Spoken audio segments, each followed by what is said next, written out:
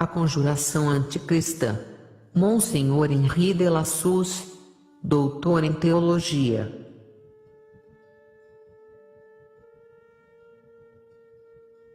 O templo maçônico, que quer se erguer sobre as ruínas da Igreja Católica. As portas do inferno não prevaleceram contra ela. São Mateus, capítulo 16, versículo 8.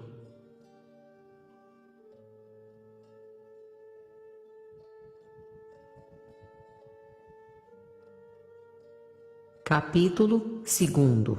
A dupla concepção de vida.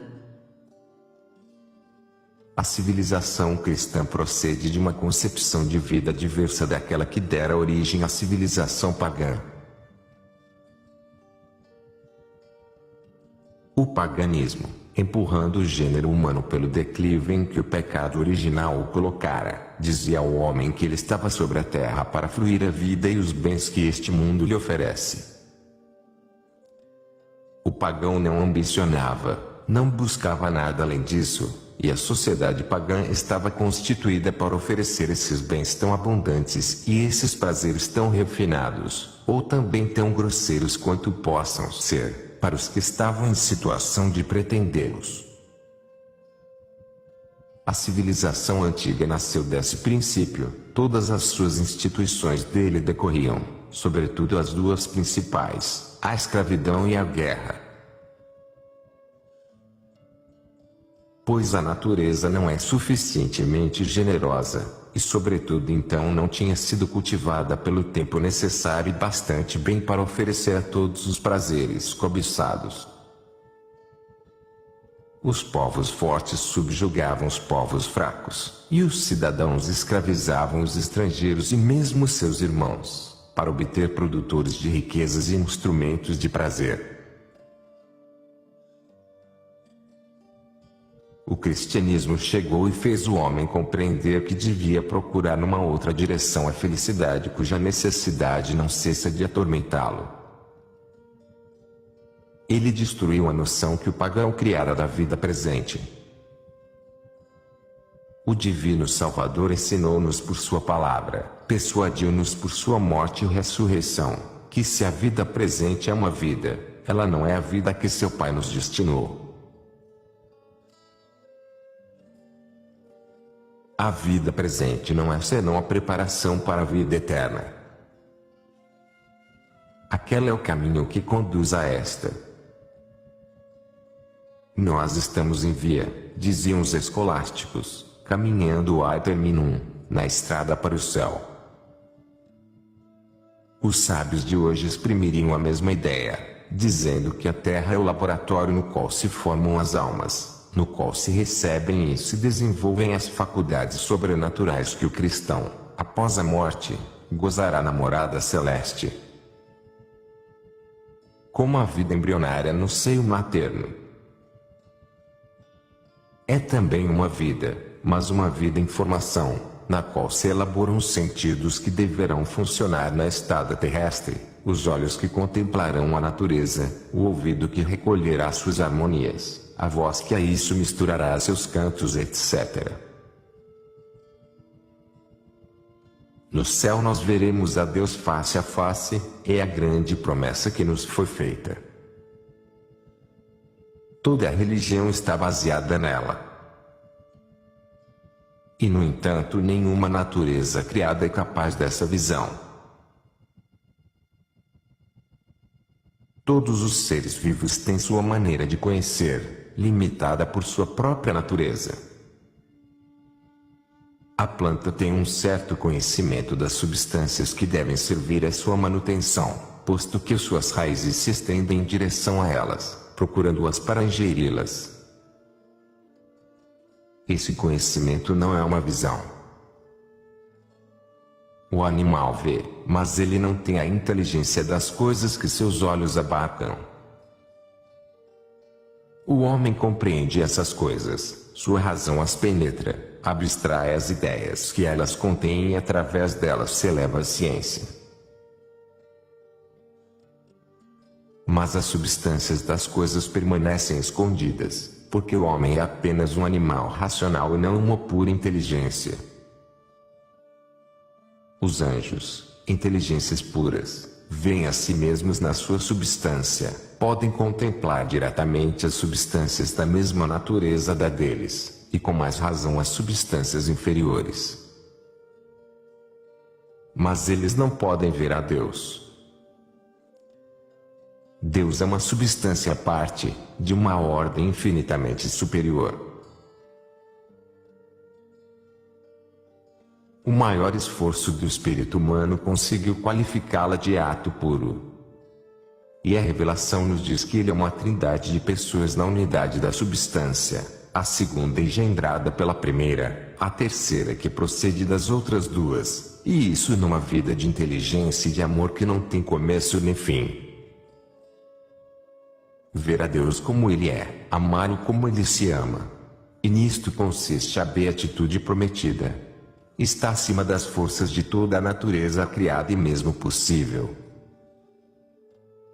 Para compreendê-lo, essa natureza não deveria ser nada menos que igual a Deus. Mas aquilo que não tem cabimento pela natureza pode sobrevir pelo dom gratuito de Deus. E isto é, nós o sabemos porque Deus nos disse ter feito. Isto serve para os anjos e isto serve para nós. Os anjos bons veem a Deus face a face, e nós somos chamados a gozar da mesma felicidade. Nós não podemos chegar a isso senão por alguma coisa de sobreacrescentado, que nos eleva acima de nossa natureza, que nos torna capazes daquilo de que somos radicalmente impotentes por nós mesmos, como seria o dom da razão para um animal ou o dom da visão para uma planta. Essa alguma coisa é chamada aqui embaixo de graça santificante. É, diz o apóstolo São Pedro, uma participação na natureza divina. E é preciso que seja assim, pois, como acabamos de ver, em nenhum ser a operação pode ultrapassar a natureza desse ser. Se um dia somos capazes de ver a Deus, é porque alguma coisa de divino terá sido depositada em nós, ter-se-á tornado uma parte do nosso ser, e o terá elevado até torná-lo semelhante a Deus. Bem-amados, diz o apóstolo São João, agora somos filhos de Deus, e aquilo que um dia seremos ainda não se manifestou, seremos semelhantes a Ele, porque nós o veremos tal como Ele é. 1 São João, capítulo 3, versículo 2. Essa alguma coisa nós a recebemos desde este mundo, no santo batismo. O apóstolo São João a chama um germe. 1 São João, capítulo 3, versículo 9. Isto é, o início de uma vida. Era o que nosso Senhor nos assinalava quando falava a Nicodemos sobre a necessidade de um novo nascimento, de uma geração para a nova vida, a vida que o Pai tem nele mesmo, que Ele dá ao Filho, e que o Filho nos traz ao nos enxertar nele pelo santo batismo. Essa palavra enxerto, que dá uma imagem tão viva de todo o mistério, São Paulo a tomara de nosso Senhor, que disse a seus apóstolos: eu sou a videira, vós sois os ramos. Assim como o ramo não pode dar fruto por si só, sem permanecer na videira, assim também vós, se não permanecerdes em mim.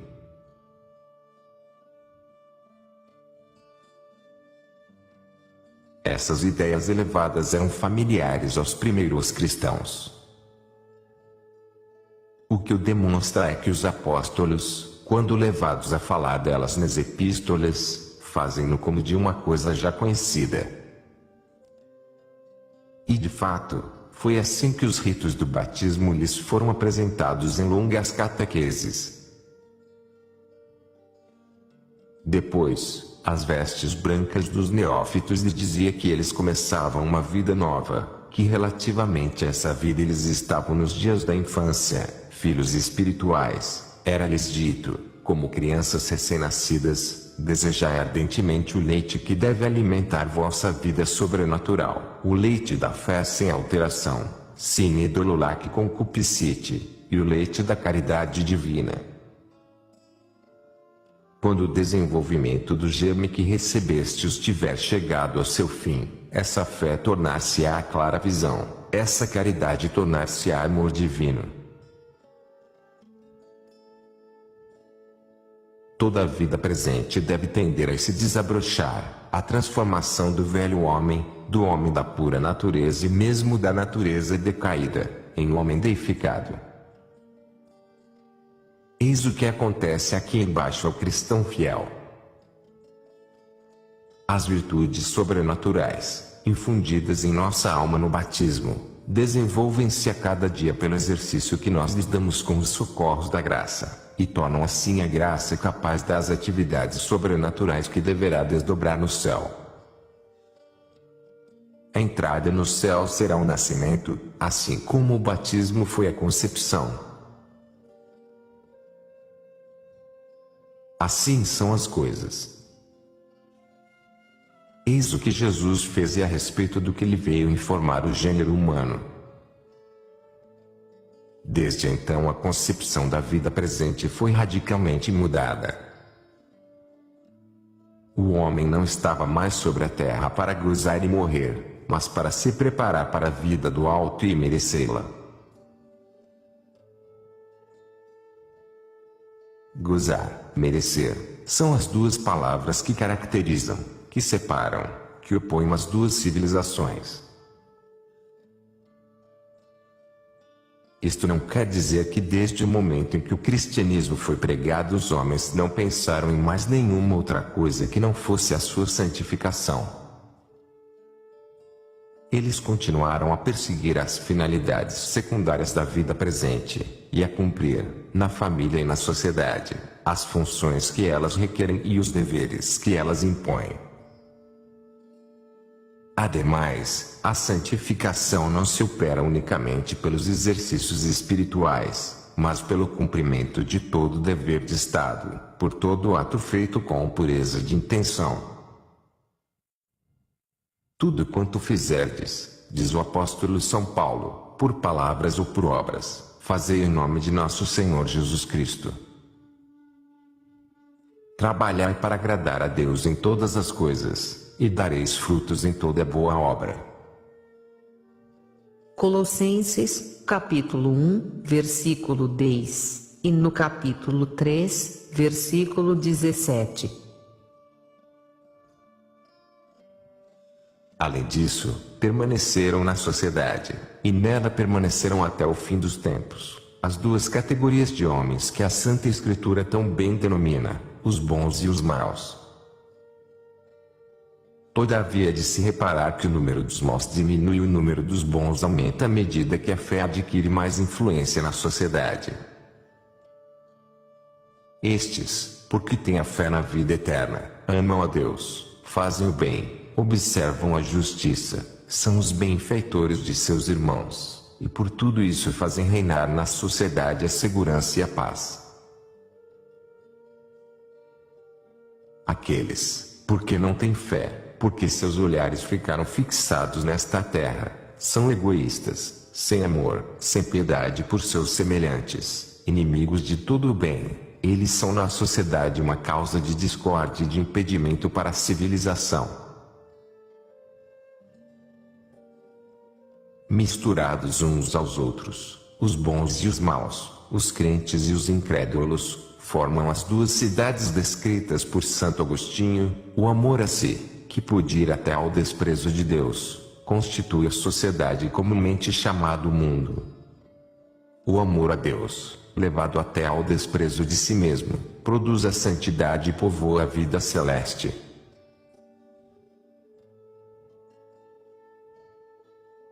À medida que a nova concepção da vida trazida por nosso Senhor Jesus Cristo à Terra entrou nas inteligências e penetrou nos corações, a sociedade se modificou, o novo ponto de vista mudou os costumes, e, sob a pressão das ideias e dos costumes, as instituições se transformaram. A escravidão desapareceu, e ao invés de se ver os poderosos subjugarem seus irmãos, viu-se-os se dedicarem até ao heroísmo para obter-lhes o pão da vida presente, e também, e sobretudo, para obter-lhes o pão da vida espiritual, para elevar as almas e santificá-las. A guerra não mais foi feita para se apoderar dos territórios de outrem, e conduzir homens e mulheres à escravidão, mas para quebrar os obstáculos que se opunham à expansão do reino de Cristo e obter para os escravos do demônio a liberdade dos filhos de Deus. Facilitar, favorecer a liberdade dos homens e dos povos nos seus passos em direção ao bem, tornou-se a finalidade para a qual as instituições sociais se encaminharam, se não sua finalidade expressamente determinada. E as almas aspiraram ao céu e trabalharam para merecê-lo. A busca dos bens temporais pelo gozo que deles se pode tirar não foi mais o único nem mesmo o principal objeto da atividade dos cristãos, pelo menos dos que estavam verdadeiramente imbuídos do espírito do cristianismo, mas a busca dos bens espirituais, a santificação da alma, o crescimento das virtudes, que são o ornamento e as verdadeiras delícias da vida daqui de baixo, e ao mesmo tempo garantia da bem-aventurança eterna. As virtudes adquiridas pelos esforços pessoais se transmitiam pela educação de uma geração a outra, e assim se formou pouco a pouco a nova hierarquia social, fundada não mais sobre a força e seus abusos, mas sobre o mérito. Embaixo, famílias que se detiveram na virtude do trabalho; no meio, aquelas que, sabendo juntar ao trabalho a moderação no uso dos bens que ele lhes propicia, fundaram a propriedade através da poupança; no alto, aquelas que, desembaraçando-se do egoísmo, se elevaram às sublimes virtudes da dedicação ao outrem, povo, burguesia, aristocracia. A sociedade foi baseada e as famílias escalonadas sobre o mérito ascendente das virtudes, transmitidas de geração em geração. Tal foi a obra da Idade Média. Durante seu curso, a Igreja realizou uma tripla tarefa. Ela lutou contra o mal que provinha das diversas seitas do paganismo e o destruiu. Ela transformou os bons elementos que se encontravam entre os antigos romanos e as diversas espécies de bárbaros. Enfim, ela fez triunfar a ideia que nosso Senhor Jesus Cristo dera da verdadeira civilização. Para aí chegar, ela tinha se empregado primeiramente em reformar o coração do homem, daí viera a reforma da família, a família reformar o Estado e a sociedade, via inversa daquela que se quer seguir hoje. Sem dúvida, creio que, na ordem que acabamos de explanar, não tem havido desordem, seria se enganar. O antigo espírito, o espírito do mundo, que nosso Senhor havia anatematizado, jamais foi, jamais será completamente vencido e aniquilado. Sempre, mesmo nas melhores épocas, ainda quando a Igreja obteve na sociedade a maior ascendência, houve homens bons e homens maus, mas viam-se as famílias subir em razão de suas virtudes ou declinar em razão de seus vícios. Viam-se os povos distinguir-se entre si por suas civilizações, e o grau de civilização prender-se às aspirações dominantes em cada nação. Elas se elevavam quando essas aspirações depuravam e subiam. Elas regrediam quando suas aspirações levavam-nas em direção ao gozo e ao egoísmo. Entretanto, ainda que acontecesse que nações, famílias, indivíduos se abandonassem aos instintos da natureza ou a eles resistissem, o ideal cristão permanecia sempre inflexivelmente mantido sob os olhos de todos pela Santa Igreja. O impulso imprimido à sociedade pelo cristianismo começou a diminuir, dissemos, no século XIII, a liturgia o percebe e os fatos o demonstram. Inicialmente houve a paralisação, depois o recuo.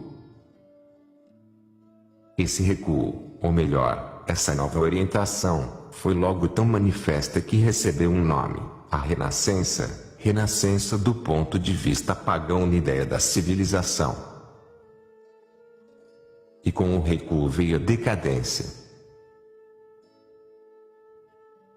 Tendo-se em conta todas as crises atravessadas, todos os abusos, todas as sombras no quadro, é impossível contestar que a história da França, a mesma observação vale para toda a República Cristã.